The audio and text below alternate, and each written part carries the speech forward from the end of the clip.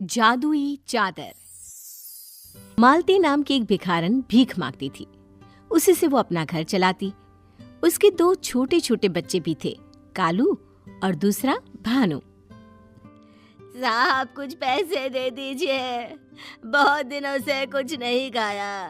ऊपर वाला आपको बहुत दुआएं देगा, ऊपर वाले के नाम पर कुछ दे दीजिए। गाड़ी में बैठा आदमी उसके हाथ में 2 रुपए रखकर आगे निकल जाता है। फिर मालती कभी दुकान पर भीख मांगती तो कभी खाने की दुकान पर खाने को मांगती। साहब मेरे बच्चे कई दिन से भूखे हैं, कुछ खाने को दे दे, भगवान आपका भला करेगा। ओ भिखारन, निकल यहाँ से। क्यों आने जाने वालों का रास्ता रोक कर रखा है? नहीं, मैंने रास्ता नहीं रोका, मैं तो बस खाने को मांग रही हूँ, ऊपर वाले के नाम पर कुछ दे दीजिए। चल निकल यहाँ से। आज सुबह से उसे भूख में कुछ नहीं मिला था। वो थकी हारी घर पहुंचती है। माँ तुम आ गई, बहुत भूख लगी है, कुछ खाने को दो ना। बेटा आज खाने को किसी ने कुछ नहीं दिया, मैं अभी जल्दी से कुछ बना कर देती हूँ। कालू तुम माँ को क्यों परेशान कर रहे हो?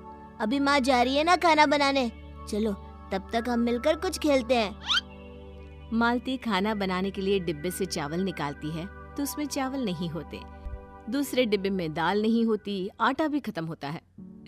हे भगवान, अब मैं अपने बच्चों को क्या खिलाऊं? घर में तो कुछ भी खाने को नहीं है, रात भी होने वाली है, कहाँ से लाऊं खाने को? देखती हूँ कहीं से कुछ खाने को ही मिल जाए। भानु बेटा, कालू का ख्याल रखना, मैं अभी आती हूँ। ठीक है माँ। मालती किराने वाले की दुकान पर जाती है। लाला थोड़ा उधार मिलेगा, बच्चे बहुत भूखे हैं, घर में एक भी अन्न का दाना नहीं। मेरा दिमाग खराब है जो तुझे उधार दूंगा, पहले के पैसे चुकाए नहीं, आ गई मांगने। पहले का उधार चुका और नकद सामान ले जा। मालती को लाला की धुतकार के अलावा वहाँ कुछ नहीं मिलता। फिर वो रोती हुई एक पेड़ के नीचे बैठ जाती है। हवा बहुत तेज होने के कारण मालती को बहुत ठंड लगने लगी। तभी उसे वहाँ एक कोने में चादर पड़ी दिखाई देती है। हवा तेज होने के कारण शायद किसी की चादर यहाँ उड़कर आ गई है। ठंड भी बहुत है, इसे ओढ़ लेती हूँ। मालती उस चादर को उठाकर अपने ऊपर ओढ़ लेती है और खाली हाथ ही घर लौटती है। घर पहुंचती ही वो खाट पर जाकर बैठ जाती है। उधर कालू अपने भाई भानु के साथ खेल रहा होता है। भैया माँ कब आएगी? मुझे बहुत भूख लगी है। बस अभी आती होगी माँ, तब तक तुम मेरे साथ खेलो। मालती उन दोनों की बातें सुनकर बड़ी हैरान थी कि वो उनके सामने बैठी है तो दोनों उसे देख क्यों नहीं पा रहे? मेरे बच्चे मुझे देख क्यों नहीं पा रहे? भानु, कालू, मैं तो यहीं बैठी हूँ बच्चों। मालती उन्हें दिखाई नहीं पड़ रही थी, उसकी बस आवाज सुनाई दे रही थी। माँ आप कहाँ है? दिखाई क्यों नहीं देती? अरे बच्चों, मैं तुम्हारे सामने ही तो खड़ी हूँ। क्या सच में मैं तुम्हें दिखाई नहीं दे रही? नहीं माँ, आप नहीं दिखाई दे रही। फिर मालती पास दीवार पर लटके शीशे में अपने आप को देखती है। वो सच में अपने आप को नहीं देख पा रही थी। तभी वो अपने ऊपर ओढ़ी हुई चादर हटाती है तो वो दिखने लगती है। मालती को अब सब समझ में आ गया था कि ये चादर कोई साधारण चादर नहीं है, ये तो कोई जादुई चादर है। ये चादर तो जादुई चादर है। अब मैं क्या करूं? किसकी होगी ये चादर? माँ कभी तुम दिखती हो, कभी नहीं दिखती, ये तो जादू हो गया। माँ मुझे बहुत भूख लगी है। मेरे बच्चे भूखे हैं और मैं इस झमेले में पड़ गई। इस आफत को अभी मैं बाहर फेंक कर आती हूँ। जैसे ही मालती चादर को बाहर फेंकती है तभी अचानक रुक कर कुछ सोचने लगती है। ये मैं क्या करने जा रही थी? ये चादर ही तो अब हमें पेट भर खिलाएगी। नहीं, मैं इसे किसी को नहीं दूंगी। बच्चों मेरी बात ध्यान से सुनो, इस चादर के बारे में किसी को कुछ ना कहना, हाँ? ठीक है माँ, ठीक है माँ। बच्चों तुम अपना ख्याल रखना, मैं अभी आई। मालती चादर ओढ़ती है और लाला की दुकान पर जाती है। लाला उसे देख नहीं पाता। मालती चुपचाप वहां रखा दाल, चावल, आटा, घी, तेल सब उठाने लगती है। इन सबको हवा में उड़ता देख लाला की तो सिट्टी पिट्टी गुल हो जाती है। भूत, भागो यहाँ से, मेरी दुकान में भूत है, भूत। लाला डर के मारे वहां से भाग जाता है। मालती सारा सामान लेकर घर पहुंचती है और फिर अपने बच्चों को भर पेट खाना बनाकर खिलाती है।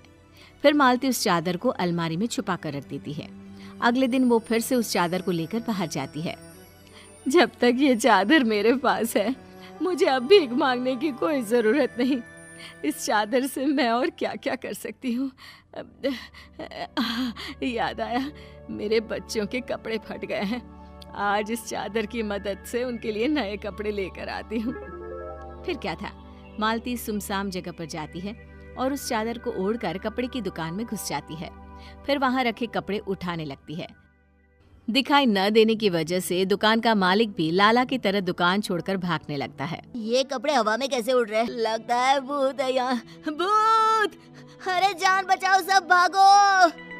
दुकान में जो लोग थे सब भूत भूत करके बाहर भाग जाते हैं। फिर मालती कपड़े लेकर घर पहुंचती है। माँ, ये कपड़े मेरे लिए है, ये तो बहुत अच्छे हैं। हाँ माँ, मेरे कपड़े भी बहुत अच्छे हैं। खाने की अब कोई परेशानी नहीं, ना ही पहनने की। अब तो हम आराम की जिंदगी जिएंगे। मालती जादुई चादर ओढ़कर रोज किसी न किसी दुकान में घुस जाती और वहां से सामान उठा उठाकर अपने घर ले आती। धीरे धीरे शहर में भूत की चर्चा होने लगी। भाई, क्या तुमने भी उस भूत के बारे में सुना है जो दुकानों से सामान चोरी करता है? हाँ, मैंने भी बहुत सुना है। मुझे तो डर है कि कहीं अब हमारी दुकान की बारी ना हो। वो भूत अभी हमारी दुकान पर नहीं आया। वो भूत हमारी दुकान लूटे उससे पहले हम कुछ दिन के लिए अपनी दुकान ही बंद कर देते हैं। कोई फायदा नहीं दुकान बंद करने का। भाई वो भूत है, भूत कहीं भी आ जा सकता है। सही कहा तुमने। भूत के आगे हम कर भी क्या सकते हैं। वहाँ चोरी करते करते मालती अपना घर भरे जा रही थी। आसपास के लोग बड़े हैरान थे।